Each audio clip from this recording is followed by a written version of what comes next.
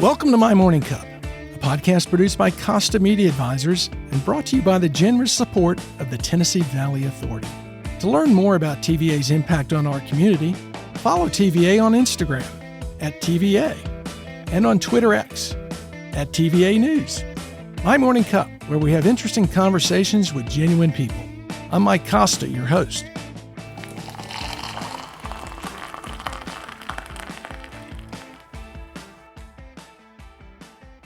My guest this week is Christie Mahn Faires, better known as Judge Christie Sell, the first woman-elected General Sessions Court judge in Chattanooga.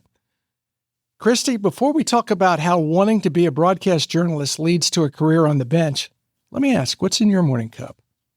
I always have just hot water. If I have lemon, I put a little lemon in there, but that's it. Pretty boring. Every morning? Every morning. Why hot water?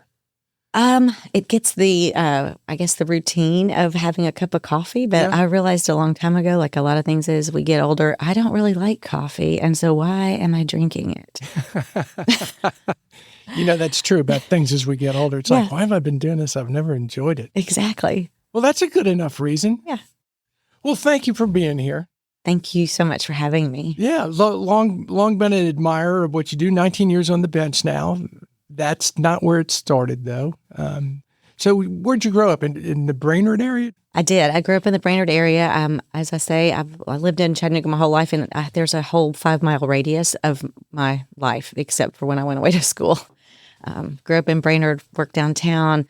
I had lived on Signal Mountain for 8 years, but it was right at the top of the mountain. It was 5 miles from downtown, so I can't say I've done anything. So you didn't have to weave your way back down. When you lived on the mountain, you were right there to where you could just stumble down. Literally right there at the top. Yeah.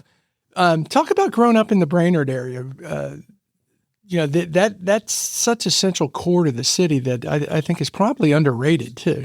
Oh, it is. It's such a nice little great secret, I think, of Chattanooga because I never have to get on the freeway. Oh. I don't deal with that. I live right in the middle. I can go the back way if I have to go to the mall. I'm 4 miles from downtown, which is, of course, where I work and where we do most of our socializing, eating out, etc.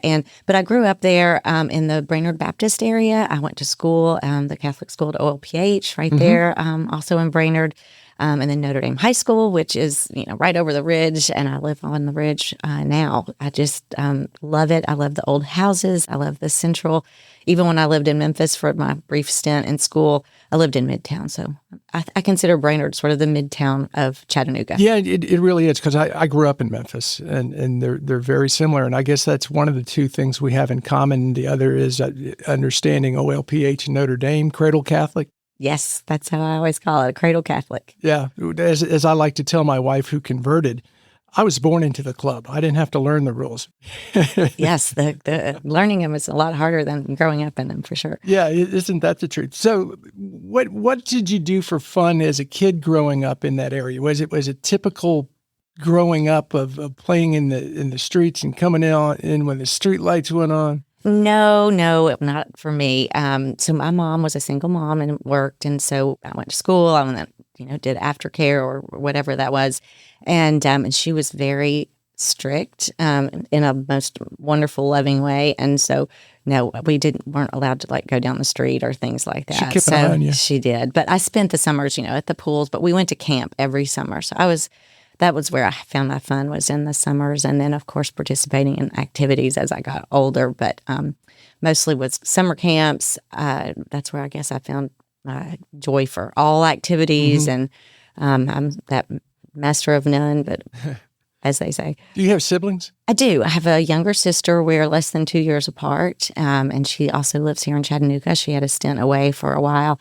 Now she's back here, so we get to talk often, and our kids have pretty much grown up together. They're sort of stair-stepped. Oh, that's nice. Yeah. So you're not one to kind of rest on your laurels, and you like to do a lot of things. Talk about, as you progress from OLPH to Notre Dame High School, some of your extracurricular activities, because I know you were involved in a lot of stuff. I love being involved, and I don't know where that came from. In talking with you before, I thought, where did that all come from? But it started back in probably 8th grade, middle school, where I started getting involved in things. But boy, when I hit Notre Dame, it was like, what can I be involved with? Oh, there's a club. we need people to run for office. I'd never thought about running for office. I don't even know if I'd ever heard of anything like that. Just went for it. My maiden name being Mann, M-A-H-N. I used, vote for the best man for the job. Hey, you know what? Your slogan was perfect. It worked. And so I was involved in student government every year. I would, cheerleading. I had a brief stint as a bench warmer in softball. I mean, I will try anything. Yeah. Whether I'm going to be good at it or have a possibility, I'll just go for it. And here's the armchair psychologist. Was all that involvement because your mom was strict and wanted you all close by, that you could get some extracurricular activities that were, lack of a better term, safe? I've never thought about that, but I do know I was going to be at school after school, Yeah. so maybe that does have a lot to do with it. So what's going on after school that I can be involved with? Never thought about it. Yeah. You should be a counselor on the side. I am, and here's my cup. Just put 5 cents in it. Okay. Back to Notre Dame and talking about getting involved with student council and all. How in the world do you get a traffic light put up when you're in high school? That I look back and I will just, if I find a problem, I want to fix it. And I guess I was a junior, rising senior, must have been my junior year, but we'd had several wrecks coming out of Notre Dame even before I had been in school that I had heard about, because you go to school through OLPH, even the older people that you don't end up in school with at the same time at Notre Dame, you've been with them, because I started kindergarten, through 12th grade. In one particular accident, the girl was very seriously injured. And there were other cases of, just wrecks trying to come in and out of the school at Dodds and Glenwood right in there. Anyway, so I thought, why do we not have a red light here? And I just remember asking the principal, and Coach Pfeiffer was always like, okay, Christie, whatever. If I had an idea, okay, if you can figure it out, do it. And I said, we need a red light. So I started doing work. You have to remember, this was before the internet. I don't know how, literally in retrospect, how I figured out who the city traffic engineer was. It ended up happening to be the father of somebody I had gone to school with at OLPH. So I think he just entertained this high school kid who figured out that's what he did. And I had to get a petition and get signatures. And I really don't remember how it happened, but by gosh, we got the red light. What were you, junior, senior? I was a junior, senior. So junior, senior, and again, before the internet, you're having to do the real legwork. I mean, luckily I could drive, so I was able to drive down to where they did all the permitting and get the petition and all of that. So when you find out who the traffic engineer is, and you got a bit of a relationship because it's a friend's dad, but what was the process that you had to show them to get them to finally get, because getting a light's not a cheap thing. No, I think, though, that they had those traffic studies. There had been enough accidents there, and it was a matter of getting the petition and then obviously showing how much traffic there was coming in and out of that school every day. So it happened. It's been 35, 40 years ago, so I don't really remember. Wow. And you mentioned Coach Pfeiffer. He was the principal? Yes. So you mentioned that you would bring him ideas, and so he probably saw a lot of you coming in. Oh, yes. In fact, my senior quote was changed by we have senior quotes at Notre Dame that you'd have, and mine was from my aunt. It was, if you can't be good at it. I thought that was pretty funny, especially she's just so straight-laced, and the fact that she said that. Well, they changed my senior quote to, "Where's Christie?" Probably in Coach Held's office, which was the vice principal at the time, because I was always up there with some sort of idea. Well, the idea I got most interested in, the traffic light's a great story, but really, a salad bar? Yes. So again, if I find something that needs to be fixed, I try to find an answer for it. And there was another one. There were no healthy choices. Here it is, late 80s or mid 80s, and graduated in 87. And there was nothing healthy to eat. And we wanted some healthy options. And I don't know, salad bars had probably just come out. And again, Coach Pfeiffer, if you can figure it out. And I remember taking him to the restaurant supply place and looking at salad bars and then trying to figure out who would supply it and keep it fresh. And luckily we had great cafeteria people. And and it went. So you literally had to go to restaurant supply store. It wasn't just, hey, we want a salad bar, figure it out. School. They said no. I took Coach Pfeiffer shopping with me to look at salad bars for the school. How big of an influence on your life was he? Oh, huge. So he had taught my dad. He'd been at his whole family. If you know the Pfeiffer family, they've been through the whole Catholic. And he was my dad's teacher back when he was in high school, and now he had been now the principal. And he was he affected generations of people. Yeah, is he still alive? No. He was quite old when you had him? When I had him. Yeah, he was definitely in his 70s. That probably led to a little bit of just figure it out, Christie. Oh, I'm sure he was. He had a lot of children. It's sort of like being that last child of okay, just go figure it out. Yeah. And you get through high school, where's that take you? So I followed a boy. Oh. I had a high school sweetheart, and he was an athlete at UTC. So I decided I wanted to cheer for him, so I tried out for cheerleading and did that my freshman year. And then I really had always wanted to go to UTK. Cheerleading was not my thing for college. I'm not that, couldn't really jump high or do anything like that. And that was way before when you had to do all the gymnastics. I was not a gymnast. But anyway, so I decided to go to UTK. And then that boyfriend was going to school in Memphis, graduating from college. And so then I followed him to Memphis. So you graduated from UTK? No, you went on transferred to Memphis. I went and transferred to Memphis after my sophomore year, and I started taking. By then, I'd changed my major probably 6 times, and but I was determined to graduate in 4 years, so I was taking 19, 20, 22 hours, and because I had changed my major a lot. So, if you changed your major a lot, what did you start with?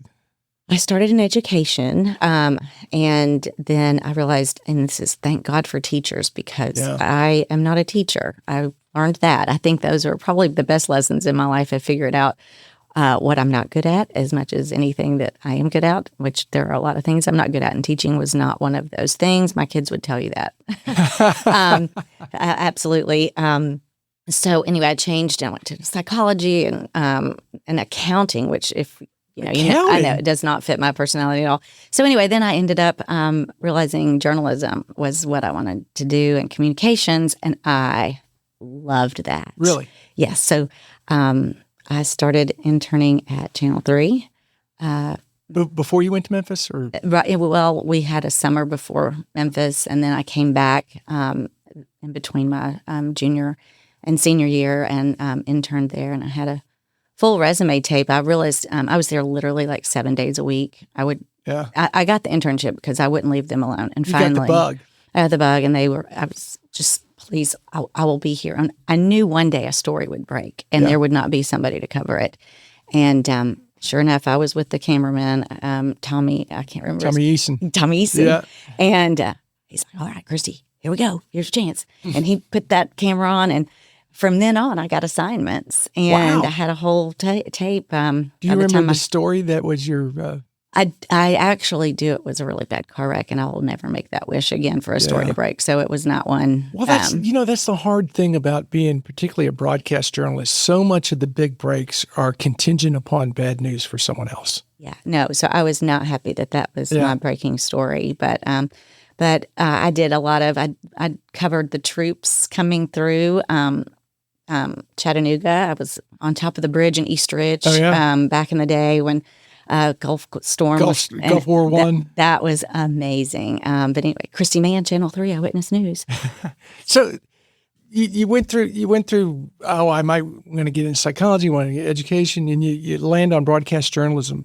Was there a particular broadcast journalist who was your influence that you said, I want to be like that person? Yes. Deborah Norville had just made it to the Today Show. And she's from North Georgia, right? She's from Dalton. And I thought, if Deborah Norville can make it, I can make it, from a smaller town than even Chattanooga. So you're in Memphis in communications journalism degree? Yes. And I graduated with that, and I loved it. But I was still following my from high school sweetheart.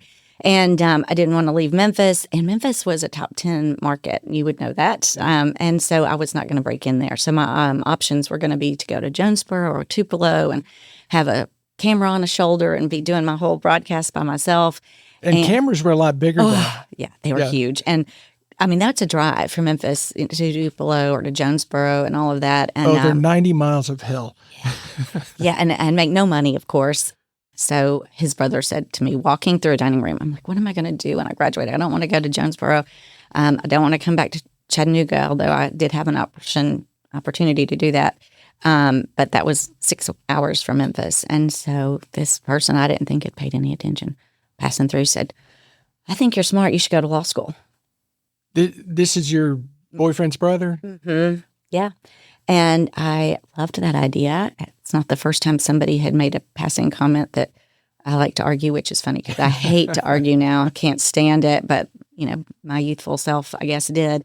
So it wasn't the first time that somebody said, maybe you should be a lawyer. And I thought it was a throwaway. But for this person to say it made a really influence on me. And so we'll talk about that a little bit, because I think we all encounter, and particularly as we're growing our careers, you encounter people who, in retrospect, you look back and go, wow, that had not only had an impact on me, but I can't believe that person had that much insight into me. It's made a difference to me as I've gotten older, because I think tell people what you think, because you might be the only person they hear it from. Right.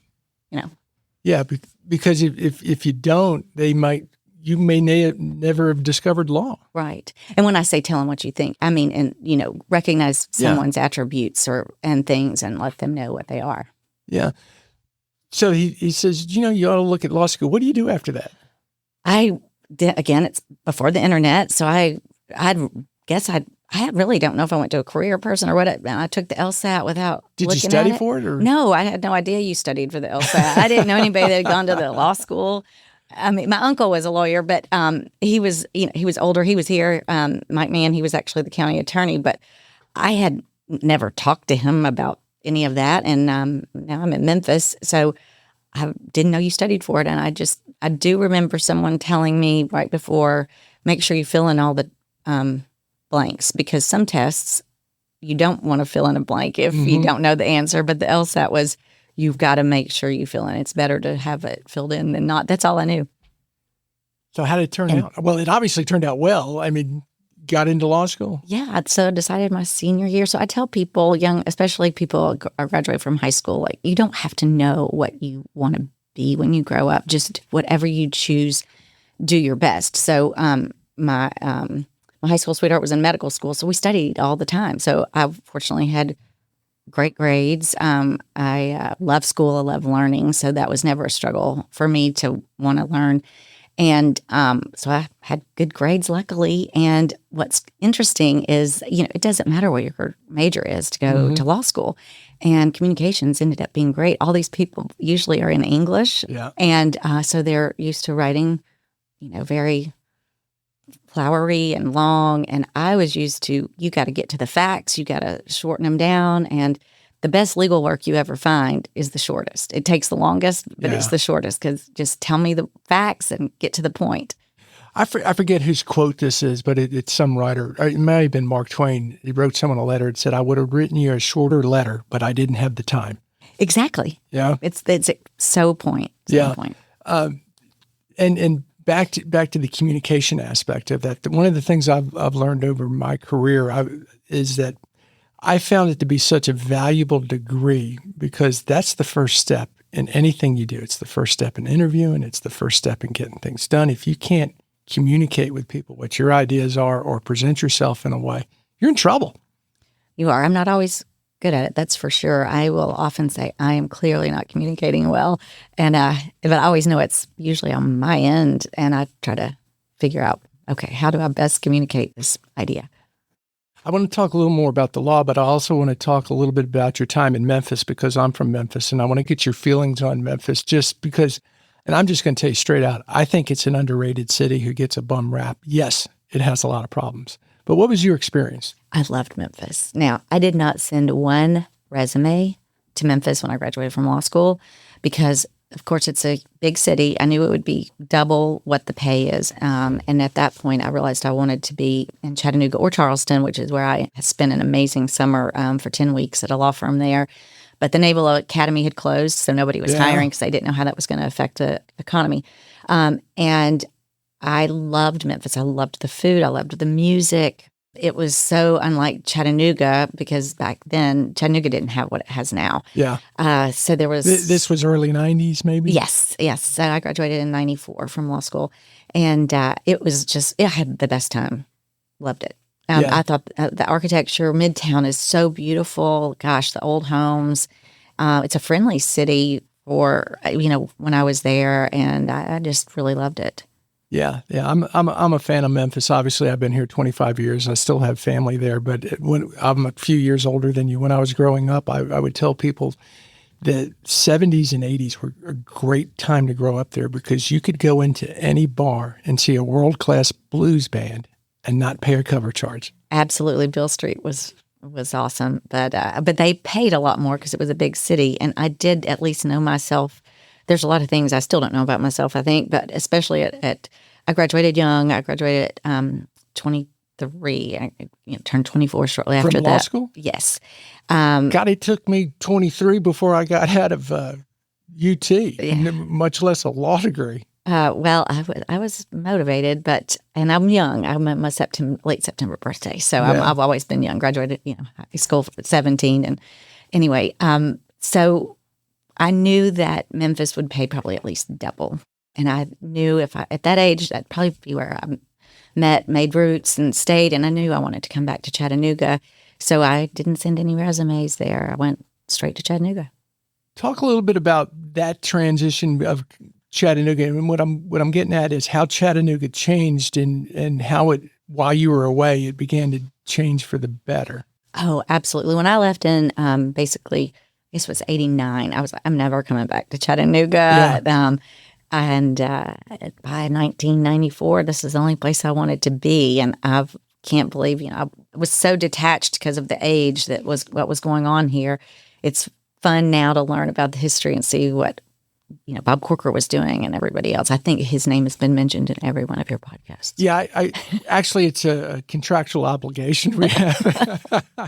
Anyone that's going to sing Chattanooga's praises, but he was a huge part of that. Obviously, did the aquarium open while you were still in high school, or was it until the night? It was while you were in college. Yes, you didn't come downtown except to go to the established bars. Yesterday's Sandbar, which is where Boathouse is now, and what was the other one? Yesterday's and Brass Register and David's. Yeah. So you're in Memphis. You're graduating law school. You're deciding where you want to go. What portion of the law was your big interest? So I thought just because of my personality, I would want to be in court. And while I was in law school, I did what they call mock trial, and we actually went to the regional finals and lost at the finals level before going to nationals, and I just loved that.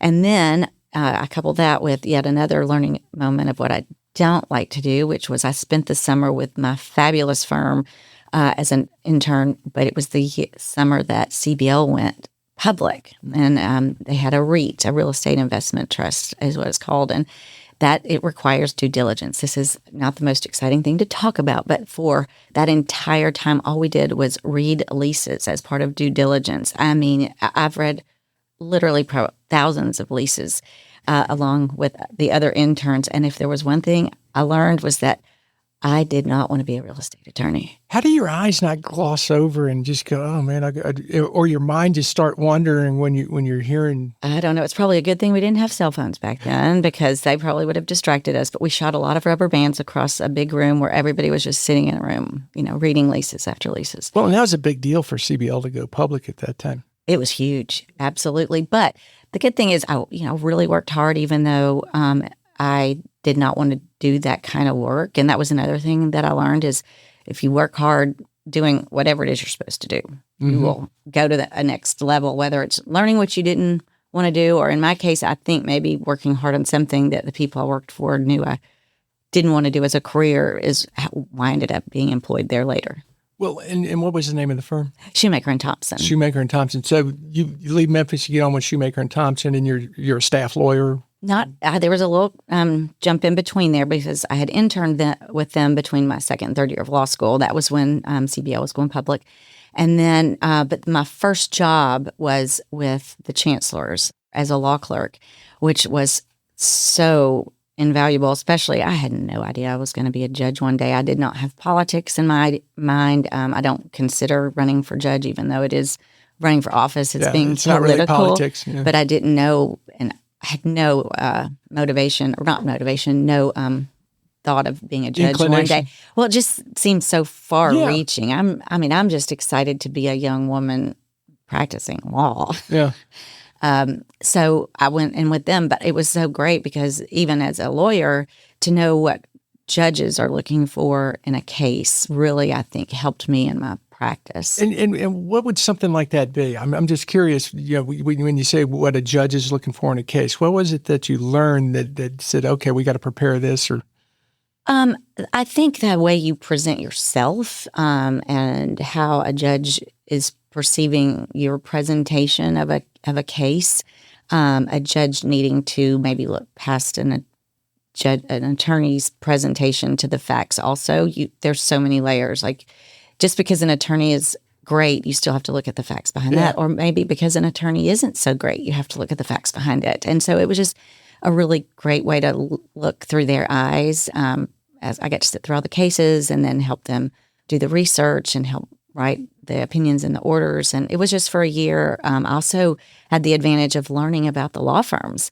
in Chattanooga. So what was great was I learned I wanted to be at Shoemaker and Thompson. Oh, did you? Yeah, we have a lot of great law firms. So, wow, we have a lot of great firms here. Yeah, but it gave you exposure to how people operate and what their culture's like and which one. Exactly. So how did you end up at Shoemaker Thompson? Was the internship a big factor in that you did before the Chancery? I hope so, but I applied for that, their position for an opening after my first year. And luckily I was hired on and I worked there for 12 years. The funny thing, going back to being a chancellor's law clerk, is that was only until 4 o'clock. Court closed at 4. And I was used to working and studying all the time and had no clothes for work. So I worked at Ann Taylor. Did you really? I did. I worked at there in the evenings and on the weekends to build a wardrobe. I always like to work and fill my time. And so anyway, so I built my wardrobe and then went to Shoemaker. And I was there for 12 years before I ran for office. Was it difficult for you and other women to come up through the ranks of the firms when you got into it, or was it changing more? I think it had changed because of the women who had gone before me. By that point, there were quite a few women attorneys, and they had set the bar, I think, for going to court and being respected. There were still some judges that said you couldn't wear pants to court, things like that. Yes. Yeah. That's a bit antiquated anymore, isn't it? It is. And how long are you at Shoemaker Thompson? So I was there 12 years. I loved that firm and the people I worked for. In fact, that was the only reservation I had for running for office was, oh my gosh, I don't know if I can leave these people. I loved them. Mm-hmm. And back to what kind of law were you doing for them? So when you start out, you do whatever they tell you to do, of course. And it was a boutique law firm. So that was great, especially for my position, I think now, where we do all kinds of different cases in General Sessions Court. But it was everything from construction to there were car wreck cases, there were real estate disputes. In fact, one of my first cases was Phil Fleener said, all right, we've got to stop the Atlantic Gas Company from coming onto our client's property. Just find a way to do it. And I thought, oh gosh, how am I going to do this? So I researched, and there was this old case that actually Hank Hill did in law school when he was in law school, and it was the darter case, Snell darter case. Oh, and, yeah. So I remember the Snell. That changed the Tom Bigby waterway. It did. Yeah. And so here I am. I think I'm 26 years old, and I get in touch with the guy in Nashville who's over environmental. This property was large. It had a creek in it. He came down. We met. It was so fun, put on boots and stomped this ground. He said, I think we have endangered species here. So Atlanta Gas Company cannot put a shovel in the state of Tennessee. So I'll never forget going into the attorney's office, Phil Fleener, and saying, you know how you wanted me to stop this coming through our client's property? Well, it's not coming into the state of Tennessee into litigation. I was so afraid, like, oh gosh, I've really stepped in it. But it was one of the still coolest things I have That's got to be experienced. pretty heady. It was heady. Because you're a young attorney at that time? I was 25, 26 years old, probably 26. And you're able to stop the Atlanta Gas Company. That's got to... It was. I was scared. And what was Phil Fleener's reaction? He and I worked together a lot, and he was pretty happy. So was our client. And then we had something called a jury of view, which is very rare, which is where a jury actually goes out to the site that they are going to rule about. And so we went out and had a whole jury that went out and looked at this property with this expert. It was pretty exciting. Did you at any point have any pangs about looking back into broadcast journalism? Because I know at some point you'd said, well, maybe I can kind of turn that into a legal correspondent thing. I always did think in the middle of law school that I'd be a legal correspondent. And then, of course, you take the traditional route once you start doing the internships and everything. But I still had my relationships with Channel 3 when I had been an intern, and I had started becoming a family law attorney. I realized that there was not any family law attorneys in our firm, and so that if somebody had a problem, they would end up going to another law firm. And I thought, why aren't we doing this? I also knew it would get me into court. I wanted to get into court. And I loved family law. I come from a divorced family, and I think that area of law is so important. And obviously, it is. So I started doing that kind of practice, and then Jed Mescon. I don't remember how we reconnected, but he started having me on in his show and 6:00 in the morning, and it was a call-in, and I would ask legal questions, and it fed my soul. I loved it. It was great. So I got the broadcasting, and I ended up answering legal questions. And, in retrospect, you never know the things that you do that affect your future, obviously. And one of them, I think, was being on Channel 3 probably helped with name recognition. As we all know, the only reason running for office costs so much money is so people know your name. And so I think, in retrospect, when I think back, that probably didn't hurt. How many years did you do that with Jed? Gosh, I don't remember. It was probably at least 2 years. And was it a regular once a week thing? Or? No. It was probably once a month or so. Once a month? Jed's notorious for reaching out to people he knows or knows of in the community and pulling them in as experts. Oh, yeah. It was really exciting. My kids would even get up early, and they would be bouncing. They loved being in the studio, but they didn't mind getting up at like 5:00 in the morning just because they knew they got to go to a TV studio. So that kind of fed that drive. It did, and I love answering questions for people. How important is that ability to communicate tough things for people to understand, like law, to a general basis? It's very hard. It's especially harder now. I literally say every day, this is not like TV. There wasn't the TV court like there is now. And I have to tell people literally, yesterday I did it. I'll probably have to do it today. This is not like TV. Most people don't know that TV court is not real court. That's arbitration. The judges are not. When you say TV court, are you talking about the Judge Judy's. Wapner shows? Yes. Judge Judy? Yes. And so people think that that's what it's going to be like when they come to court. They think it's going to be easy. And so communicating to them, going to your question about that, is really hard to make people understand this. Those judges, even though they're wearing a robe, they're getting paid. The litigants have signed a waiver that they understand that this is not court, that they're actually in arbitration. The rules of evidence and procedure don't apply. Of course, with the internet being wonderfully available to help people, a lot of times people will quote criminal law for a civil law case or vice versa, and not understanding this law, even though it sounds like it would apply, it doesn't apply to these facts. And so it's difficult because I want for people to leave court to understand why there's been a ruling in a particular fashion. And that's hard because especially in civil court, both sides come to court and think both sides are right. So making that distinction, I want people to come away with a positive experience, which is hard when nobody's happy about being in court. What would you suggest to someone who's never been to court and has, say, a civil case coming up? how do they come prepared? What should they expect? They should come to court before and observe would be probably the best thing to do. I remember someone who was going to run for a particular position in office and had asked for any advice about running for that seat. And I said, well, have you been and have you watched what they do? And that person hadn't thought about that. And I think that any time that you, whatever job it is, whether it's going to court as a pro se litigant or run for office or run a podcast like today, go observe and see what it's about so that you're prepared and know what you're getting yourself into. Of course, ignorance is bliss on a lot of things, but. That's true. And we jumped real quick into being a judge. But let's go back to how you came to that decision in the process of running for the first time. So what year was this that you decided, you know what, this looks like something I want to do?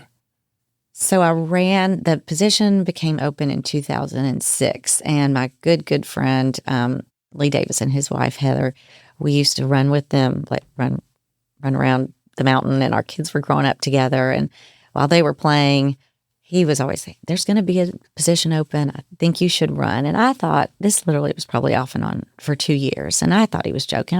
When this started out in my early 30s. And sure enough, my predecessor, Judge Holcomb, was retiring. And so I asked him if I could start sitting for him specially. So if there's not a vacancy, but a judge has a conflict or something, they have somebody come and sit for them. So explain how that works, because you're not a judge or a magistrate at this point. You're just filling in for a day? Exactly. So it's like a substitute teacher. Okay. You don't have, all you have to be is an attorney, and the litigants, whether it's in criminal or civil, they can say, I want an elected judge. But most of the times people will go along with that. Well, I think that's an important point, because the litigants still have the opportunity to go, yeah, this is great and I trust you, but right. I'd rather have an elected judge. Exactly. But so I was fortunate. I went and met with Judge Holcomb because I didn't want to start running for office out of respect unless it were true that he weren't going to run. And in fact, he, said, I'm not going to run. And I said, if you wouldn't mind, I'd love to sit for you. And he was so gracious and let me do that. And I learned that I really enjoyed doing that. But I will tell you, going back to the decision, if it hadn't been for someone else saying, I think you should do this, it would have never, ever had occurred to me. I just did not have the confidence to say, I think I should run for anything. Is that the kind of thing, back to your brother-in-law? Yes. Someone saying something, you going, you know what, maybe I can do that. Absolutely, 100%. And that's why I want to be a voice for other people when you see things, and I tell people. Yeah, let them know this might be a good idea, because there are a lot of people who won't get over that hump until they hear it repeated back to them, other than just what might be in your mind. Absolutely. I certainly wouldn't have had the confidence or thought. So go through the process of how you run for a judgeship. You're at a law firm. You say, okay, I want to do this. What do you do? Well, the first thing I did was go to all of my partners. I was a partner at the law firm by then, and asked them for their blessing. I loved that job. I loved the people I worked for. And if I didn't win, I wanted to make sure that I would be able to come home. Still come home. And, they were so gracious. I met with several people that run for office. Ann Coulter had just lost the mayoral race. And so she was very gracious and met with me. And I'll never forget. She said, so if you're doing this, when are you going to quit your job? And I looked at her and said, I'm not going to. At this point, I was going through a divorce simultaneously, breadwinner, and I said, I can't quit my job. I have 2 little kids. Yeah. She just kind of looked at me the way I always say to people, the way a mother looks at a pregnant woman when she says, my baby's going to sleep through the night. You just don't say a thing. You're just going to have to learn the hard way. That knowing smile. Like, okay. And sure enough, it came down to, I need to take the 4 months at least off to hit this whole county. I mean, it's a county-wide race. This is a huge county. And my firm was so gracious. They were going to continue to pay me. And I just, I don't know if you know how lawyers are paid, but I just could not. So I went without a paycheck for 4 months. And that was hard. You burned the boats. I did. But, they always say you either run scared or you run unopposed. And there were 5 of us running for this open seat. And this county's huge, and there are voters everywhere. And you've got to get outside of downtown, and every vote matters, every person matters. So I worked hard. And back to being a judge in politics, how's that balance when you're running for office to keep it non-political and more focused on your qualifications as judge? Or it probably wasn't as political then in 2006 either. No, and people, I think, do understand the differences between being a judge and being in a position of legislation. Yeah.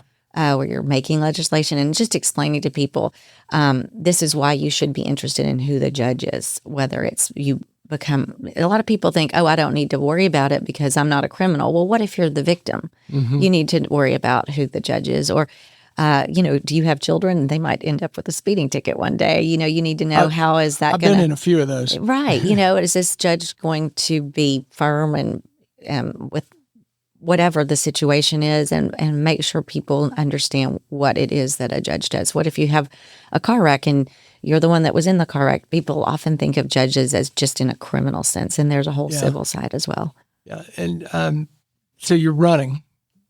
The election happens. Was there a runoff, or was it winner take all on the... It's winner take all. So it's not a more than 50%. So I pulled through. So you won. I won. And what's that feeling? You win that night. You've never run for office. You run the first time, and you win. Oh, it was overwhelming. It was so. I just love this job. It was. Of course, I hadn't assumed it at the time, but I'd worked so hard. I remember the next day with my kids. It's really hard to ask people to vote for you. It's very hard. And to know that, I remember being at a gas station and, by the way, can I introduce myself? I'd appreciate your vote. I mean, there was nowhere that I went that you did not ask for someone's vote. And we're in a restaurant up on the mountain. First of all, the election turnout was so much fun, having everybody show up that had supported and voted. It was just the most incredible feeling. But the next morning, we're sitting at breakfast, just the kids and me, and I was about to get up and go introduce myself to all the tables and ask them for their vote. And I literally stood up and I sat down and was like, oh my gosh, I don't have to ask them for my vote. I can just have breakfast this morning. And it was just such a relief. It's a relief, isn't it? Yes, I know my kids were relieved because I know that embarrassed them to death. Well, and you're a fairly expressive person. You like people. You like being in the mix of things. But it's still hard to walk up to someone you don't know and introduce yourself and say, hey, I'd like your vote. Or better yet, contribute to my campaign. That's a difficult thing. Oh, it is. Luckily, as judges, we aren't allowed to ask for contributions, which is a blessing and a curse, depending on your perspective. But I like to talk to people, and I want to ask about you. I don't want to ask for something. And so it's very contrary to my personality. I have a little PTSD. I do not like things that are revolved around me. Like, I don't want a birthday party or that kind of thing. Yeah, well, I understand that. When you run for office, it's all about you to get somebody to vote for you, which is really uncomfortable. I think for anyone, but as a people person, I want to be genuine and I want to get to know you without an agenda. And when you're running for office, it feels like very much you. And I think that translates to a ton of other professions. Particularly salespeople. Everyone just assumes salespeople are going to come in and I'm going to. But it's such a different dynamic when you're really trying to put the other person first and you're just trying to help them solve a problem. Right. As opposed to do this and you'll benefit me. No, here's a way that it's going to benefit you. That's right. And like running for office, you hope you're going to be the best person for that job. Right. And if you're a salesperson, I would say you were selling a product because it's going to help somebody. So I would agree. Yeah, and to a great degree, you're selling yourself too. As being that resource. So you become a judge. If you could talk a little bit about that transition and what I want to know about, really in particular, you're the first woman General Sessions Court judge, and now there are 3 of us. There's 3. Yes. So you broke that ceiling. But was there anything coming in that felt difficult because you were the first woman? I don't think so. Probably more my age than being a woman. Because you're pretty young, I was too. 35. That's and very young. Turned 36 right after the election. And And so probably the age. And I had been in civil court, but not on the criminal side. And so there was just the transition of that bar not being familiar with me and getting, I think, to build a rapport with them, which as a judge, you never know if you do really or not because nobody's going to tell you. But getting comfortable in that setting, that certainly was a transition. And just wearing a robe and having people stand up. And that was weird. It's still a little weird. Yeah, when you walk in and everyone rises. And yes. Yeah, all the protocols. Yes. So you came in to criminal court, right? So it's criminal and civil. Okay. We rotate, the five of us. And so if you are in Hamilton County and you get anything from a speeding ticket to a first appearance on a felony case, you're generally going to come into general sessions court. So we handle huge amount, over 50,000 cases of criminal cases a year. And then the civil side is if you have a car wreck, anything under $25,000, all the evictions, which, were huge during COVID, and people heard a lot about that. We did not shut down during COVID. You can't just, you just can't shut down. So we rotate less than we used to just because among all of us, I'm doing primarily civil now. And when I say civil, I always use the example, if you get punched in the mouth, somebody's assaulted you, if they knock your teeth out, you can also sue them, replace your teeth. So that's the best way to say, here's one case that could go into both courts. Yeah. Yes. And so I'm doing mostly civil. I'm doing judicial mediations. We have I'm now the recovery court judge. So in the last year, I have kind of a new career almost, it feels like. My predecessor, Judge McVeigh, went to circuit court. Alex. Yeah. So he went to circuit court, and so I assumed his role as the recovery court judge. And what is recovery court? It's amazing is what it is. It's people that have addiction that is the underlying reason that they have been in the revolving door of the criminal system. And they have now pled guilty to certain drug-related convictions, and they now go into recovery court, which is a very rigorous program. I see them every week, and then it will filter out to a couple of weeks. But they are in counseling. We have this amazing treatment center that's just moved out to the old sheriff's annex, just literally within the last month.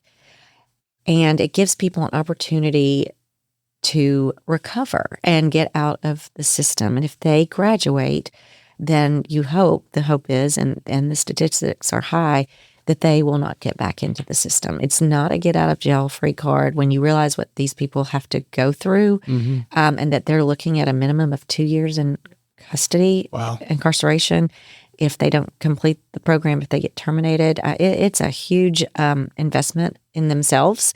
It's a huge investment that, thank God, the county has done. And I love it. I've learned more. I wish I'd known it my whole career. It would help everyone to know what this cycle of addiction is and how the struggle is to get out of it.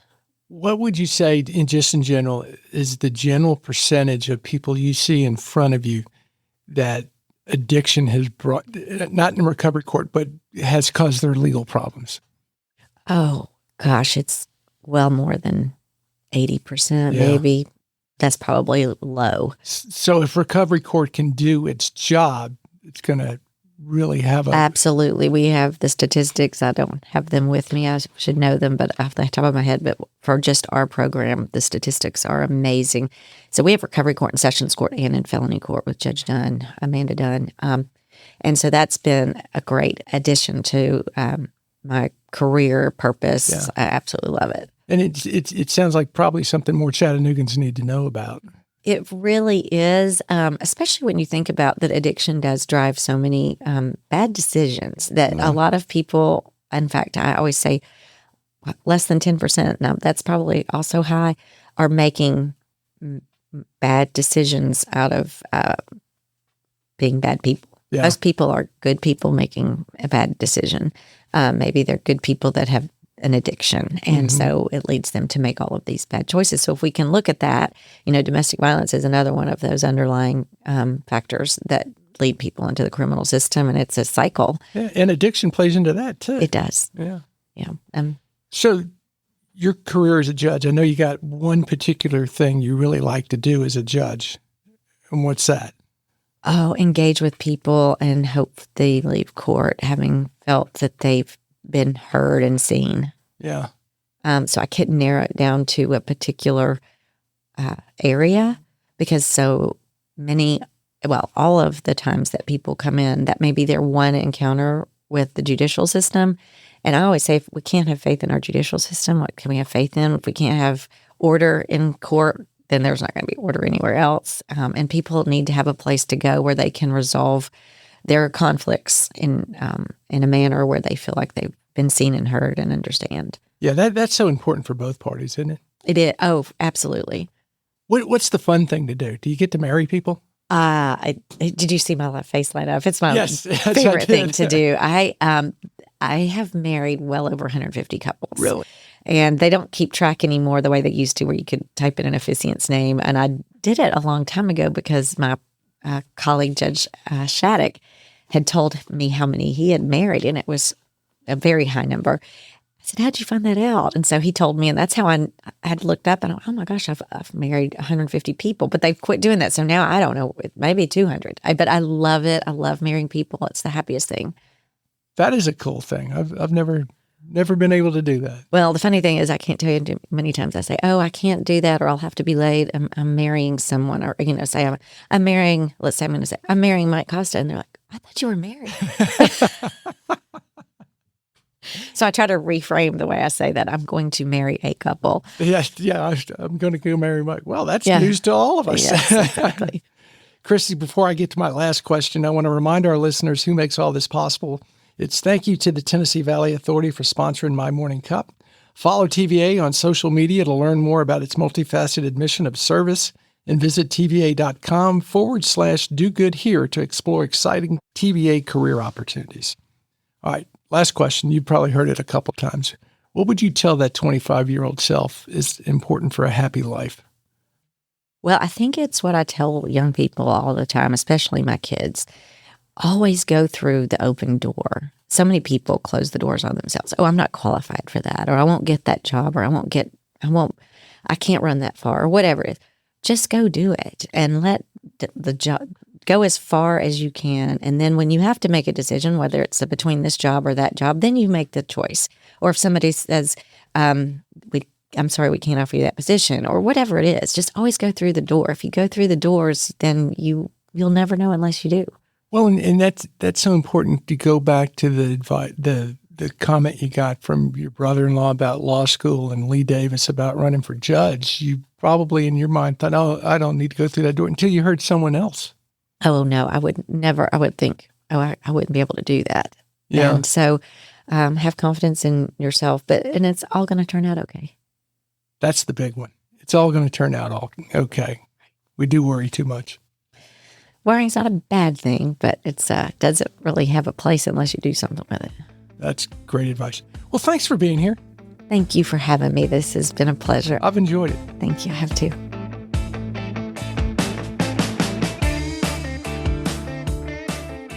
Thanks for listening to My Morning Cup, a podcast by Costa Media Advisors. If you liked this episode, please share it with a friend. I release a new episode each week, so be sure to subscribe on Spotify, Apple, Google, or wherever you listen to podcasts.